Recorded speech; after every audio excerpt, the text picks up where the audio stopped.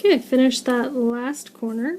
Now you can see I have a very cool 3D effect. It almost looks like a little flower.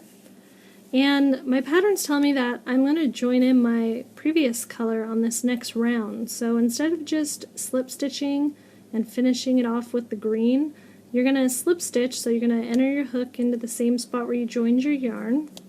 And instead of yarning over with your green, what you can do so that you can make an easy color change right now is to join in your previous color. Let me grab it real quick. So just grab part of the yarn, leave a nice long tail for weaving in, lay it over your hook so that you can change it, and just pull it through that spot and then pull it through the yarn on your hook. You can tighten those down. You could even double knot these if you want. I'm a big double knot fan. I probably shouldn't double knot as much as I do, but I like to do it, so I'm just going to cut a little tail.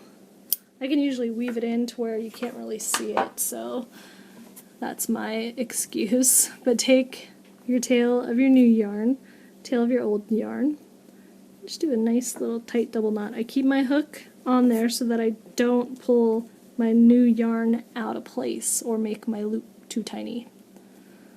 So I just double knot that and I'll be able to weave that in. Plus it's on the wrong side, and since this is a bag and not a blanket, you're only gonna, well, the pattern that I include with this is for a bag, so you wouldn't see it anyways.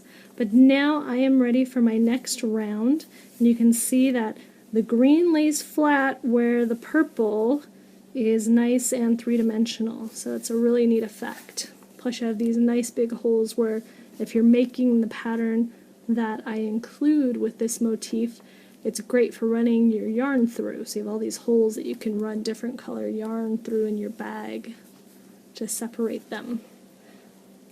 Now we're going to chain 4. So our pattern tells us to go ahead and chain 4. And then treble 5 times in the same stitch where we just joined our yarn. So now we're going to increase this treble 6 together back into 6 trebles. So we have one here, which is the chain 4, and then we're going to treble 5 times. So it's like we're opening it back up. So I'm going to do 5 quick trebles in that spot. And don't worry, no matter how tight you made it, you will still be able to fit your hook in it. It starts to magically open because all of your loops will move around to make room for it. 4. I'm trying to keep my tail out of this green tail. It keeps hopping over my hook. I want to keep it out so I can just sew it in later. Sometimes when you half work in your tails, it makes it hard to sew them in later because they're in kind of weird positions. So I say either sew or crochet them in only or weave them in only to make it easier for you at the end. So now I've opened up my treble 6 together, I've opened it back up, and the next thing I'm going to do is I'm going to skip, it tells me 3 trebles, chain 1, 3 trebles. So basically I'm just skipping this side of my square, and then I'm going to be working into the corner here. So it says work all of these stitches into the chain 2 space at corner. So I'm going to treble 6 times, chain 2 to make another corner, and then treble 6 times again. So I don't do any chains before I get over there, I just start trebling away. And sometimes your loops can get kind of big like that. If you like it, no problem. If you don't like it, just pull it out and kind of hold on to it before you start, and that'll make sure that you pull it close as you work your treble, and it'll keep that loop a little smaller. Totally up to you how you like it to look. It's not that big of a deal. But if you are super particular, like I am sometimes, then you might want to hold on to it a little tighter. So I've got 3 of my first 6. This is considered an intermediate pattern, but it's really just a lot of treble crochets. It's being able to read the pattern that's kind of the intermediate part, because it can get kind of confusing where you're supposed to be putting your hook. Once you watch the video though, you can probably, if you're a beginner that can do treble crochet, you should be able to put this pattern together, because it's really just about where you're putting your hook that's the difficult part. So it's a great challenge for a beginner, and if you're an intermediate then this should be no big deal. So I did my chain 2 to make my corner. Now I'm doing my 6 trebles on the other side. Got 3. Trebles are great because they're very easy to count. And just count how many posts you have. Usually when I start trebling, I always end up starting with 1 yarn over for quite a few stitches because I'm used to double crocheting mostly. So it takes me a while to get into the habit of doing the double yarn over, so make sure that you're paying attention and not doing double crochets instead of treble. So now I've got that all done. Now it says skip 3 treble, chain 1, 3 treble, which are those stitches that we did here. Now we're back at this spot where we slip stitched, and of course we're going to open up our treble 6 together, so we're going to do 6 trebles into that spot. Again, you can pull your loops tight so they don't stretch out too far from this big jump that we're making. And let me get right in that same spot that I made my slip stitch. And I just kind of pull everything tight so all my loops are the same size, and I start doing my 6 trebles.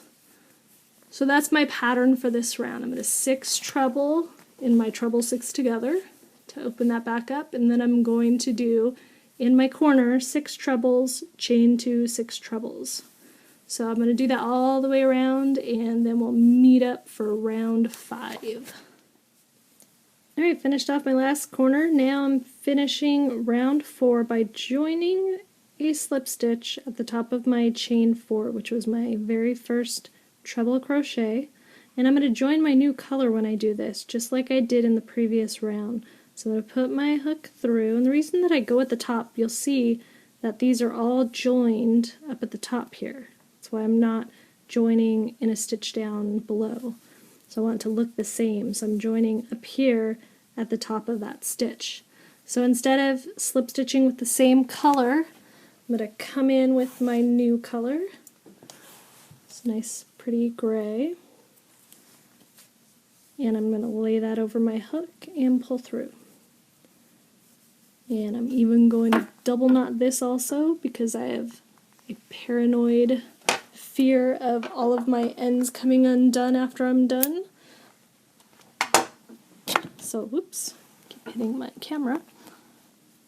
Cut off that end and then keep my hook in place. Just double knot that up.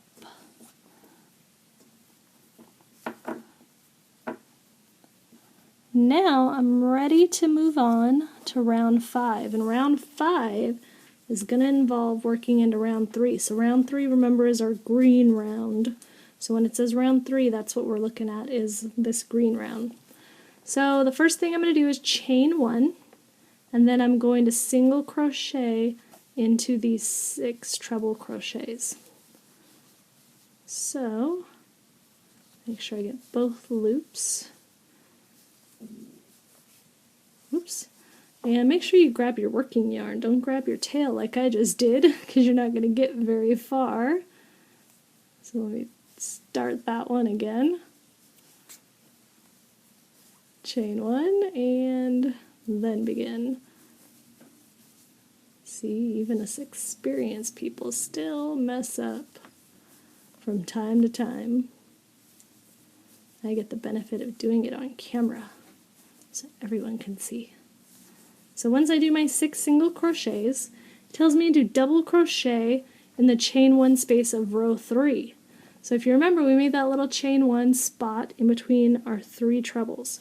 So what I'm doing is I'm going to yarn over once for a double crochet, and I'm going to go inside through that chain 1. I'm not going to just catch the chain 1. I'm going to work all the way through the chain 1 space, and I'm catching my my round 4 also.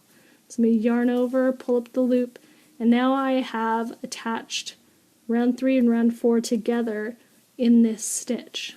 So I finish off that double crochet, and you can see it's kind of made this fill into that hole that I had. So as I work around, I'm going to be pulling these up so that they fill into those holes that we had there. So then, grab my pattern here. Our next step to do is to single crochet into our next 6 trebles again, and then we're going to make a corner. So we're going to 6 times in here, or in our next 6 stitches, not 6 times in one stitch.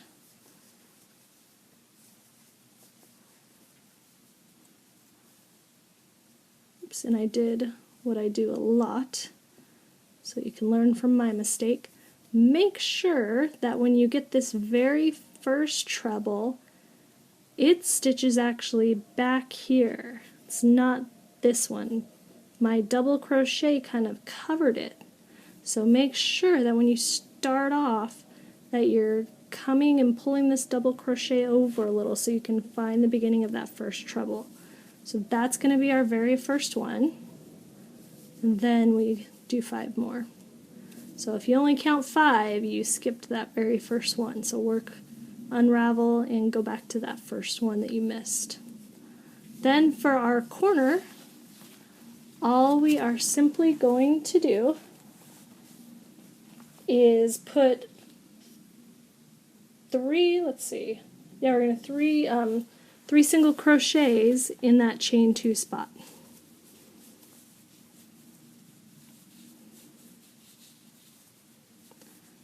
And that's kind of what we're going to do all the way around. Every time we come to one of these chain 1s, we're going to double crochet to attach it. Remember, pull your corner over so you can get that first stitch. Do 6 into, basically you're going to single crochet into every treble crochet that you come to. So that's kind of the pattern. Treble crochet in every treble crochet you come to.